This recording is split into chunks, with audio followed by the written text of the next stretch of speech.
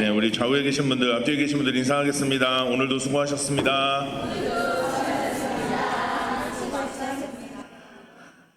오늘 뭐 안 좋은 일 있으셨어요?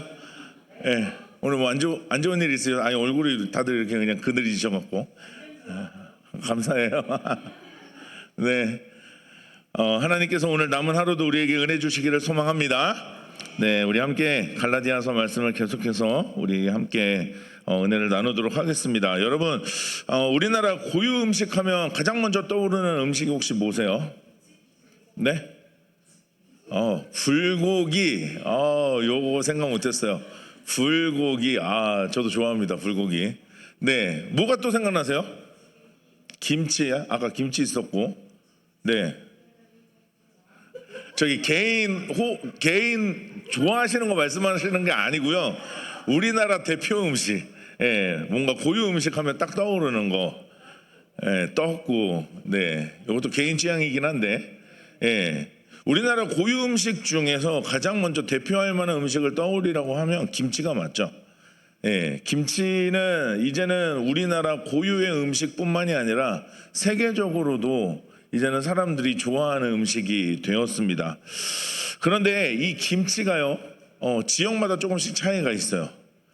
사진을 좀 띄워주시면, 김치를 담근다고 할 때 이제 예를 들면 이거예요. 김치도 종류가 많잖아요. 기본적인 김치도 종류가 많은데 배추김치를 예로 들어서 이 배추김치를 담근다고 할 때는 기본적인 재료는 똑같죠. 뭐 배추는 당연히 들어가야 되고요.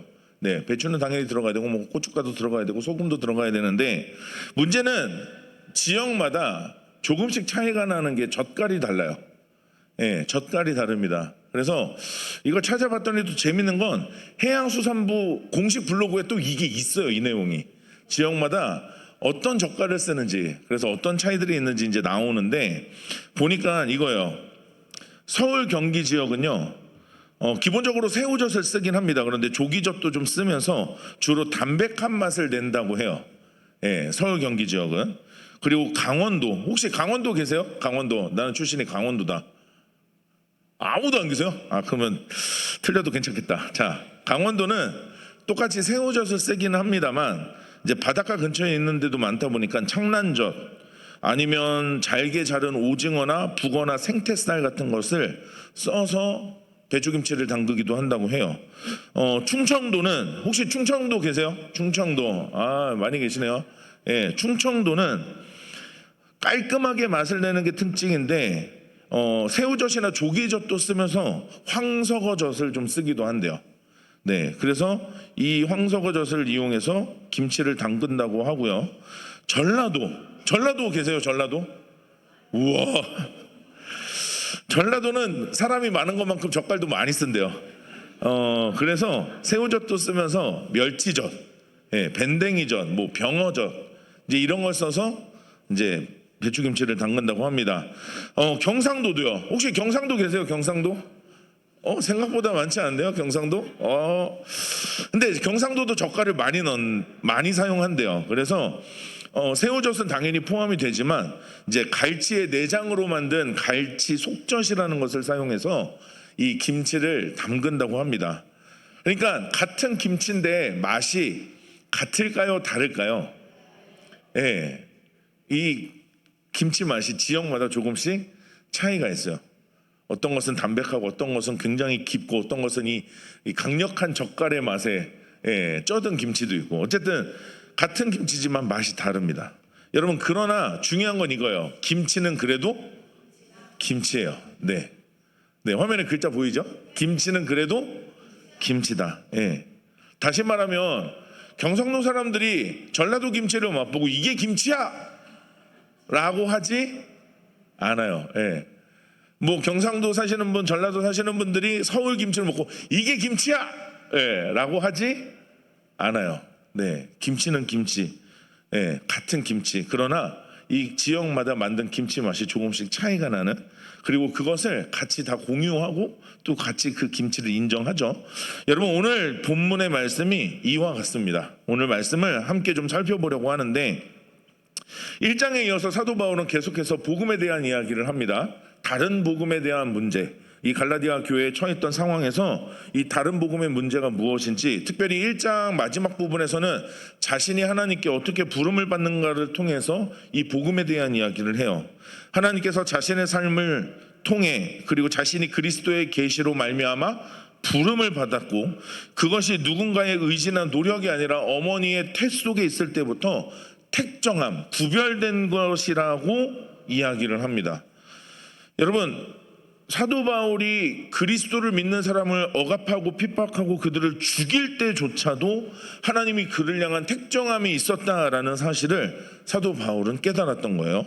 자, 그래서 복음은, 그리고 복음을 통해 우리에게 주어지는 은혜는 우리의 노력이 결코 어떤 것도 들어갈 수 없고, 또 우리의 공로가 거기에 인정될 수 없다라는 것을 사도 바울이 자신의 삶의 이야기를 통해서 이야기합니다. 그리고 오늘 읽은 본문 2장에서도 이제 이것을 한 번 더 강조하기 위해 자기에게 일어났던 일을 가지고 이 복음에 대한 이야기를 합니다. 오늘 읽었던 이 갈라디아서 2장은요, 사도행전 15장의 사건과 매칭되는 사건입니다. 오늘 갈라디아서 2장이 사도행전 15장을 배경으로 해요. 그래서 사도행전 15장과 함께 더불어서 오늘 말씀을 좀 살펴보려고 하는데, 오늘 갈라디아서 2장을 이해하려면 사도행전 15장을 보시면 돼요. 자, 오늘 본문의 상황을 함께 사도행전 15장 1절을 볼 텐데 우리 같이 한번 읽어보도록 하겠습니다. 같이 읽겠습니다. 시작.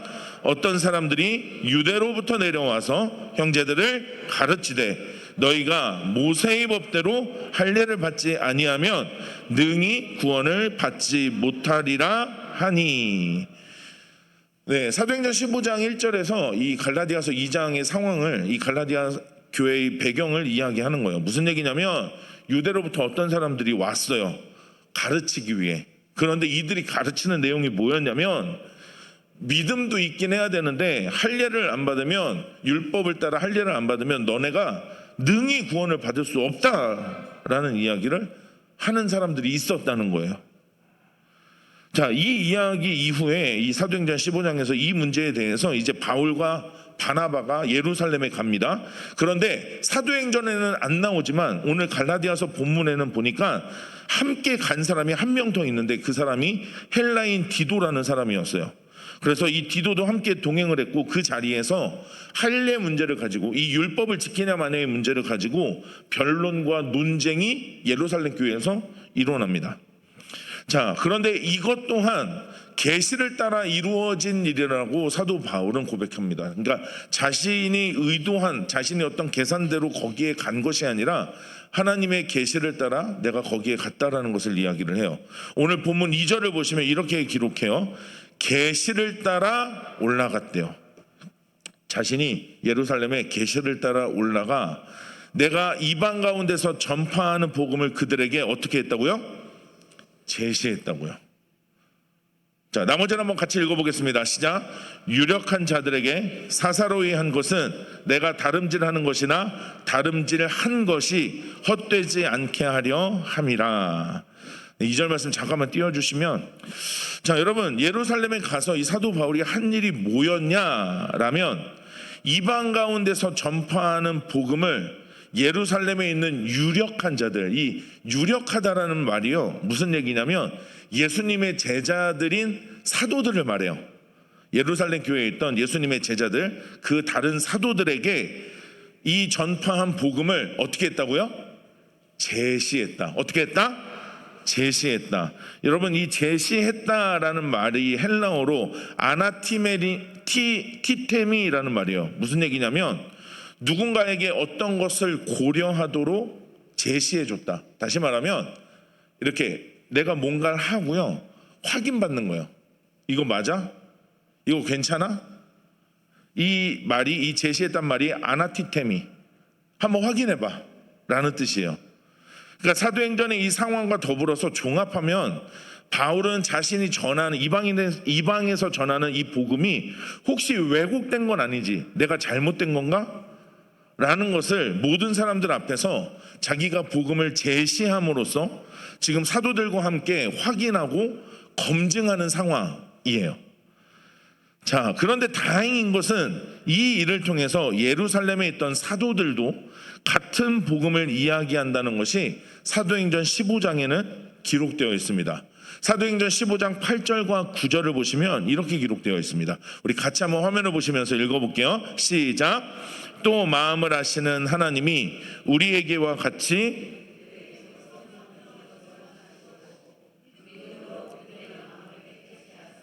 그들이나 우리나 차별하지 아니하셨느니라. 아멘.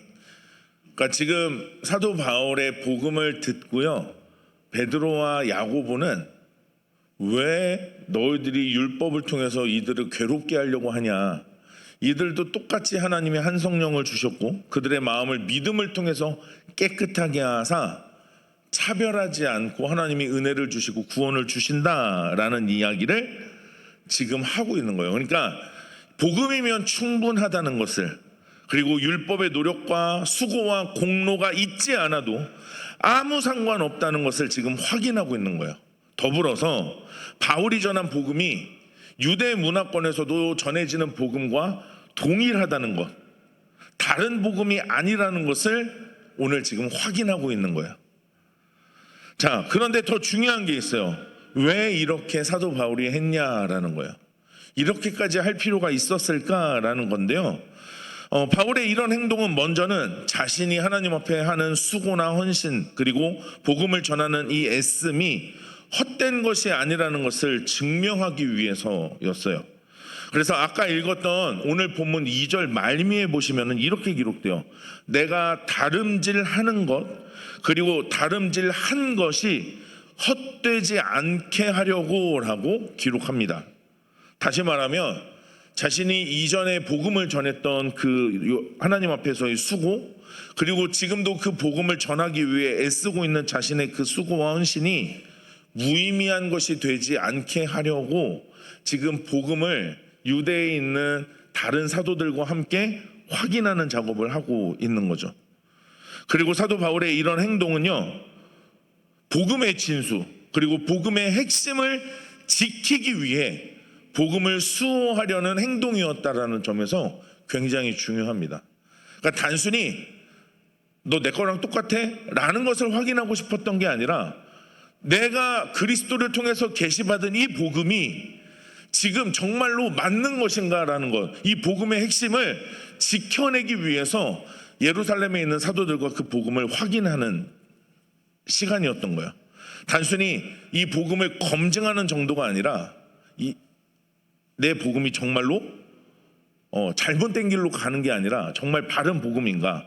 그래서 이어지는 본문을 보면 사도 바울이 그런 마음을 갖고 있었다는 게 드러납니다. 그래서 3절을 보시면 이렇게 기록해요. 우리 노란색만 한번 읽어볼게요. 시작. 헬라인 디도까지도 억지로 할례를 받게 하지 아니하였으니.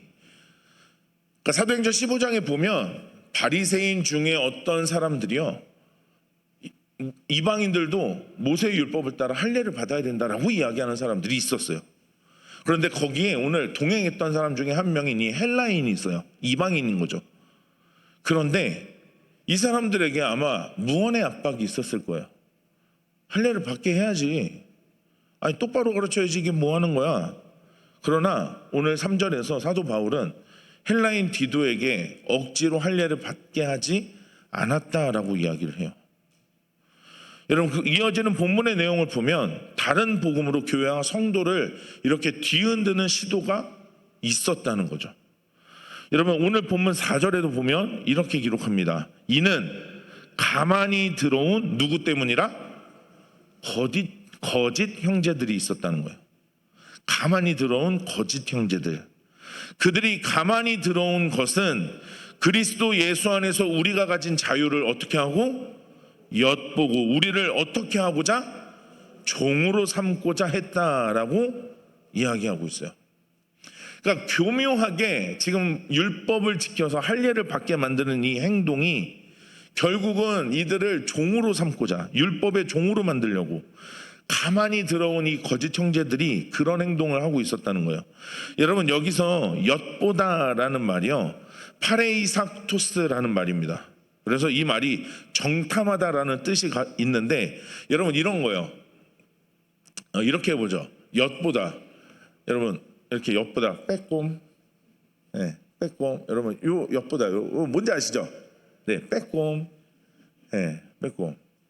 여러분 그런데 오늘 본문에 나오는 이 엿보다는 단순히 요 빼꼼이 아니에요. 이걸 뭘로 생각하시면 되냐면 간첩. 네, 여러분 간첩이 하는 일이 뭐예요? 빼꼼도 하지만 뭘 해요? 소동을 일으키죠. 우리가 요즘 어려운 말로 소요를 일으킨다고 하는데, 여러분 무슨 얘기냐면 몰래 조용히 와서 난리를 일으키는 거죠. 소동을 일으키는 거예요. 그러니까 지금 여기서 가만히 들어온 거짓 형제들이 우리가 가진 자유를 엿봤다라는 것은 저들이 가진 자유를 뒤집어 엎으려는 시도를 했던 거예요. 복음을 파괴하려고 했던 거예요. 율법의 속박으로 끌어들이려고 했던 거죠. 여러분 그런데 굉장히 그럴듯하거든요. 우리도 똑같아요. 때로는 정말 믿으면 구원 받는가? 여러분 예수 그리스도를 믿으면 구원 받습니까? 와, 진짜 확신이 있는 것 치고는 너무 작지 않으세요? 네. 여러분 예수 그리스도를 믿음만으로 우리가 구원 받습니까? 이거 가지고는 안 되죠. 정말 야, 이게 여러분 확신이 있으면 이렇게 대답 못해요. 여러분 정말 예수님을 믿으면 믿음만으로 우리가 구원 받는 거 믿으십니까? 네. 여기만 믿음이 있으세요? 여러분 확신이 있다면 흔들리지 않아야 되는데, 문제는 뭐냐면 우리가 때로는 그런 거예요. 예수 믿으면 구원 받는 거 들었고 배웠어요. 그래서 알아요. 그런데 우리를 불안하게 하는 것들이 있죠. 그런데 이 불안한 틈을 이 거짓 형제들이 치고 들어온 거예요. 분명 율법으로부터 우리를 자유케 하셨고 믿음만으로 은혜만으로 우리가 하나님의 자녀가 될 수 있는 권세를 주셨다라고 말씀하심에도 불구하고 야, 너도 조금 더 뭘 해야지. 여러분 그래서 아까 말씀드렸던 것처럼 사도행전 15장 5절을 보면 이렇게 기록하고 있습니다. 우리 같이 한번 읽어볼게요. 시작. 바리새파 중에 어떤 믿는 사람들이 일어나 말하되 이방인에게 할례를 행하고 모세의 율법을 지키라 명하는 것이 마땅하다 하니라. 굉장히 그럴듯하게 들릴 수 있거든요. 이게 그런 사람들이 예루살렘에 있었고요. 그러나 그럼에도 불구하고 바울은 헬라인이었던 디도에게 할례를 행하지 않았어요. 다시 말하면 복음의 순결함을 지키는 행동이었던 거예요. 단순히 율법 하나를 지키냐 마냐, 한 사람이 그것을 하냐 마냐의 문제가 아니라 복음은 자신이 가지고 있는 그 복음의 순수성, 그 복음의 정체성을 헬라인 디도에게 할례를 받게 하지 않음을 통해서 보여준 거예요. 내가 복음의 정체성과 그 복음의 가장 핵심적인 가치를 지키기 위해 이렇게 했다라는 거죠. 여러분 그런데 오늘 이 일은 2000년 전의 사건만이 아닙니다. 오늘날 우리의 사건이 될 수도 있어요.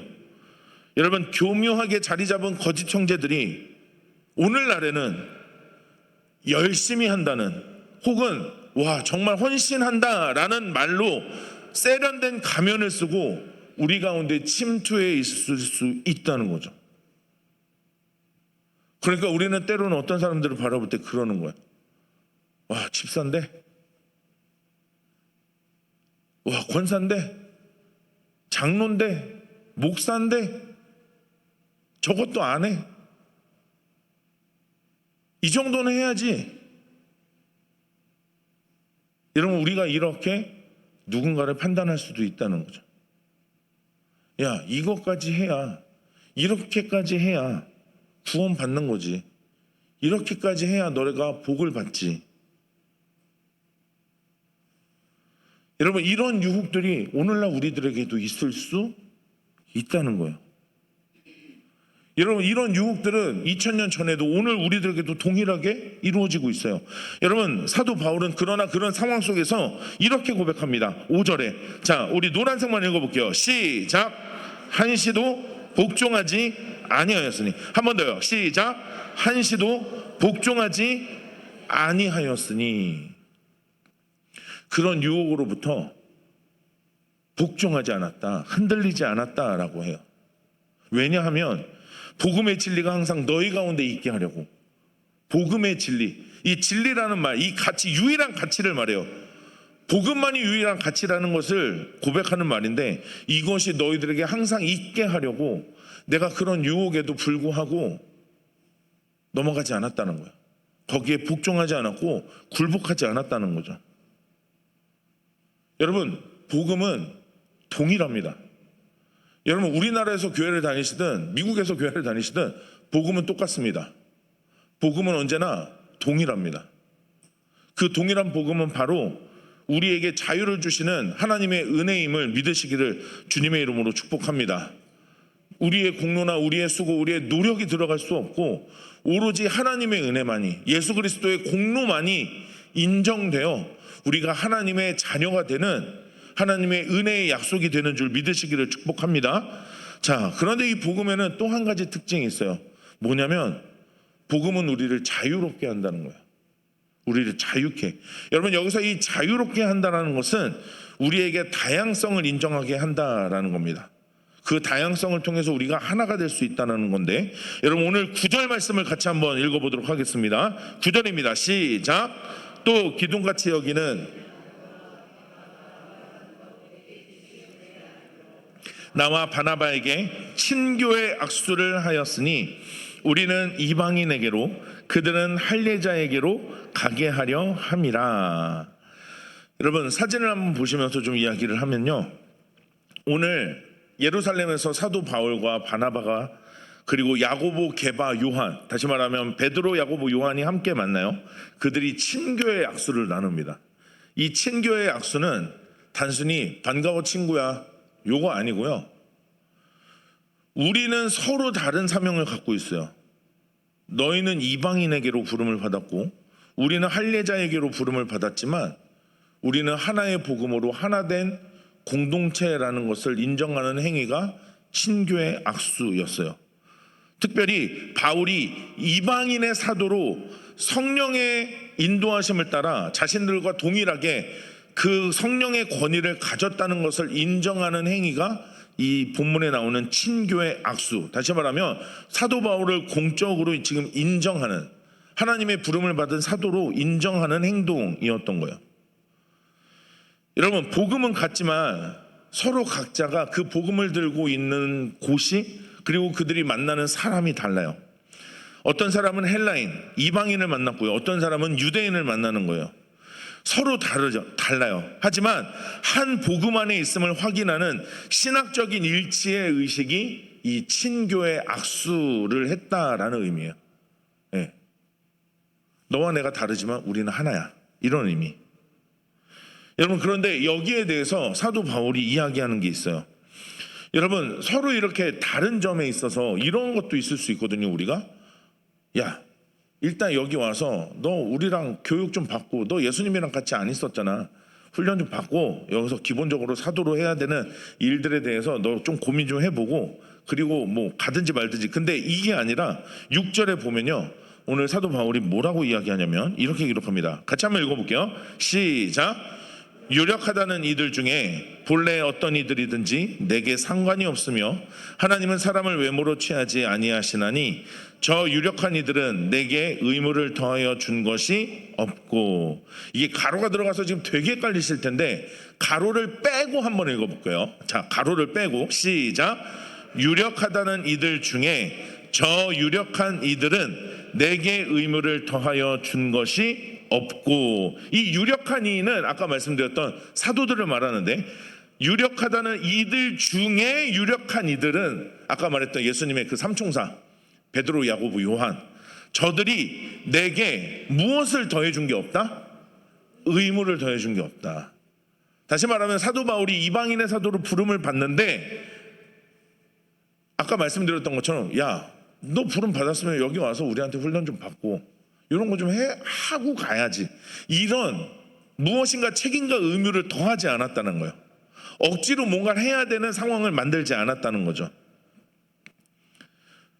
여러분, 그러면서 상대방의, 그리고 서로의 다양성을 인정했다고 사도 바울이 증언해요. 오늘 본문 7절과 8절을 보시면 이렇게 기록합니다. 자, 이렇게 의무를 더한 게 없는데 7절, 도리어 그들은 내가 무할례자에게 복음 전함을 맡은 것이 베드로가 할례자에게 맡은 것과 어떤 걸로 보았다? 같은 걸로 보았다. 그러니까 무할례자에게 복음을 전하는 사도 바울의 사명을 할례자인 유대인들에게 복음을 전하는 베드로와 똑같은 사명으로 보았다는 거예요. 다른 게 아니라 그것도 똑같은 가치를 가진 소중하고 중요한 사명이라는 것을 인정했다는 거죠. 8절도 보시면 베드로에게 역사하사 그를 할례자의 사도로 삼으신 이가 또한 내게 역사하사 나를 누구로 삼으셨다? 이방인의 사도로 삼으셨다. 그러니까 베드로를 할례자의 사도로 삼으셨던 것처럼 그 분이 나한테도 임하셔서 나를 이방인의 사도로 삼으셨다. 여러분, 복음은 같아요. 복음은 동일해요. 그러면서 이 복음은 우리의 다양성을 인정합니다. 사역의 도구와 방향이 다를 뿐이지 똑같다는 거죠. 여러분, 그렇기 때문에 사도 바울은 고린도전서에서 이렇게 말할 수 있었던 거예요. 고린도전서 12장 4절과 7절을 보면 이렇게 기록합니다. 우리 같이 한번 읽어볼까요? 시작. 은사는 여러 가지나 성령은 같고 직분은 여러 가지나 주는 같으며 또 사역은 여러 가지나 모든 것을 모든 사람 가운데서 이루시는 하나님은 같으니 각 사람에게 성령을 나타내심은 유익하게 하려 하심이라. 아멘. 은사는 여러 가지나 누가 같아요? 성령이 같아요. 직분은 여러 가지나 누가 같아요? 주님이 같대요. 사역은 여러 가지지만 모든 것을 모든 사람 가운데서 이루시는 누가 같대요? 하나님이 같다는 거예요. 여러분, 복음은 분명 하나예요. 그러나 이 복음을 통해서 하나님이 우리에게 주시는 부르심과 사명은 달라요. 그러나 이 다름은 차이가 있는 게 아니에요. 똑같아요. 여러분, 고린도전서 읽었던 12장 7절 이후에 그래서 지혜의 말씀, 지식의 말씀, 믿음, 병 고치는 은사, 능력을 행함, 예언, 영분별, 각종 방언을 말함, 그리고 방언을 통역하는 것, 각 사람에게 하나님은 그 사람에게 맞게 은사를 주신다라고 해요. 여러분, 하나님은 한 분이시고 우리를 구원하게 하는 하나님이 주신 복음도 하나지만 우리가 교회 안에서 우리가 감당하는 사명은 각자 달라요. 누군가는 교사로 부름을 받아요. 누군가는 주방봉사로 부름을 받아요. 누군가는 찬양대로 부름을 받아요. 누군가는 차량 운행으로 부름을 받아요. 안내위원으로 부름을 받고 누군가는 도고기도로 부름을 받아요. 등등등. 여러분, 그런데 어떤 게 더 위대한 사명은 아니라는 거예요. 여러분, 주방에서 땀 뻘뻘 흘리는 사명과 찬양하는 찬양대의 사명의 무게감은 똑같아요. 여러분, 어느 자리에서 우리가 어떤 일을 주를 위해 하든 하나님의 그 부르심을 따라 우리에게 주어진 그 다양한 사명들은 똑같은 무게를 가지고 있어요. 여러분, 그러니 내 기준에서 다른 사람을 이해하거나 판단하면 안 되고 부르시는 분, 그분이 한 분이시나 우리 가운데 다양하게 역사하셔서 일하시는 주님을 기준으로 우리가 봐야 한다는 거죠. 여러분, 봐야 됩니다. 우리 아까 7절에 오늘 사도들에게 이 사도들이 이 사도 바울을 보았다라고 기억하거든요. 봤어요. 사도 바울에게 그렇게 임하셨던 그 사도 바울을 불렀던 그의 부르심과 사명을 보았어요. 무할례자에게 사명을 전하는 그의 사명을 베드로의 할례자에게 그 복음을 전하는 사명과 똑같은 것으로 보았다고 기록하고 있어요. 여러분, 그러니 우리의 눈이 아니라 주님의 눈으로 볼 수 있기를 주님의 이름으로 축복합니다. 누군가를 볼 때 같은 사명을 감당하고 있는, 같은 주님을 섬기는 일을 하고 있는 소중한 동역자로 봐주시기를 주님의 이름으로 축복합니다. 여러분, 오늘 말씀을 마무리하겠습니다. 여러분, 봉사와 헌신 그리고 교회 안에서의 수고와 노력이 구원의 조건이 될 수 없어요. 또 헌금의 액수가 하나님 앞에 세워질 우리의 직분을 결정하지도 않아요. 여러분, 만약에 헌금의 액수로 우리의 직분이 결정이 돼야 된다면 저는 목사가 되면 안 돼요. 네, 저는 목사가 되면 안 돼요. 조금 틀리니까요. 여러분, 그러나 하나님이 부르시면 그게 아니에요. 우리의 그 어떠함이 아니라 하나님의 절대적인 사랑과 은혜로 우리를 세우시는 줄 믿으시길 축복합니다. 여러분, 그런데 여기서 한 가지 더 중요한 게 있어요. 은혜는 그렇다고 해서 아무것도 하지 않는 무능력은 아니에요. 무책임도 아닙니다. 여러분, 은혜는 나를 완벽하게 증명할 수 있는 모든 유능함과 사역의 성과들, 내가 노력해서 내가 교회에서 열심히 해서 내가 얻어낼 수 있는 무언가가 있을 수 있잖아요. 그런데 이것이 예수님 앞에 그리스도의 발밑에 배설물로 던져지는 가장 처절하고 치열한 능동성을 가져요. 기꺼이 내가 맺어낸 내 수고, 내 땀, 내 노력을 통해서 와, 사람들이 박수 쳐줄 수 있잖아요. 이거를 예수님의 발 앞에 똥으로 여길 수 있는 능동성을 갖는다고요. 은혜는요. 이게 아무것도 아니라는 거죠. 은혜가 있으면 내가 아무리 열심히 해서 열매가 막 풍성해도 이거 아무것도 아닌 거예요. 이게 뭐라고? 예수님이 나에게 주신 은혜에 비하면 이렇게 여기는 게 은혜의 능동성. 여러분, 그러니 은혜는 율법 아래에서의 우리의 수고를 무의미한 것으로 만들어요. 그런데 은혜 아래에서의 수고는요, 그 모든 것을 우리에게 기쁨, 즐거움, 그리고 감사의 이유로 만듭니다. 여러분, 이것을 꼭 기억하셔야 돼요. 율법 아래에서는요, 우리의 수고가 정말로 의미 없어요.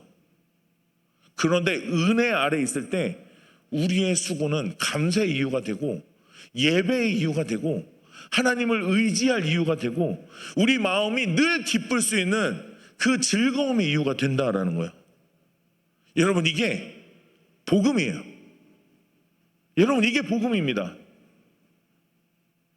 예배 한번 안 드리고 봉사하는 거 한번 빠지고 막 죄책감 들고 내가 집사인데 뭐 권사인데 장로인데 이거 안 해서 막 마음이 아프다. 여러분, 복음은 우리에게 이런 마음을 주는 게 아니에요.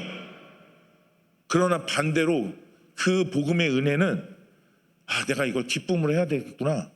내가 이걸 즐거움으로 해야겠구나. 정말 이건 나에게 주어진 게 이게 정말 감사한 일이구나. 왜요? 난 아무것도 아닌데 내가 이런 걸 할 수 있다고? 여러분, 교회에서 우리는 곳곳에서 이런 분들을 종종 봐요. 처음에는 나 같은 게 이런 걸 할 수 있을까요? 뭐 교사 좀 한번 해보실래요? 뭐 구역자 한번 해보실래요? 뭐 찬양대 한번 해보실래요? 여러분, 근데 재밌는 거는 식당 봉사는 내가 이런 거 할 수 있을까요? 하는 분은 없어요. 여러분, 어쨌든 중요한 건 처음에는 내가 이런 걸 할 만한 깜냥이 되나요? 여러분, 근데 시간이 지나면 익숙해지는 거야. 이게 당연한 걸로 여겨지고 어느 순간 우리에게 즐거움과 감사는 사라지죠. 아무것도 아닌 내가 이거를 할 수 있음에 감사가 아니라 힘들다. 여러분, 다시 한번 복음의 감격을 회복하시기를 축복합니다. 여러분, 복음은 하나입니다. 복음은 동일해요. 그러나 그 복음은 우리의 다양성을 서로 인정하며 함께 동역하는 서로의 다름을 인정하고 함께 세워갑니다. 여러분, 이것은 마치 나무가 모여서 아름다운 숲을 이루어가는 거죠. 여러분, 우리 교회가 이런 믿음의 공동체, 우리 교회가 될 수 있기를 주님의 이름으로 다시 한번 주님의 이름으로 축원합니다. 우리 시간 같이 한번 오늘 말씀 붙들고 같이 기도하면 좋겠습니다.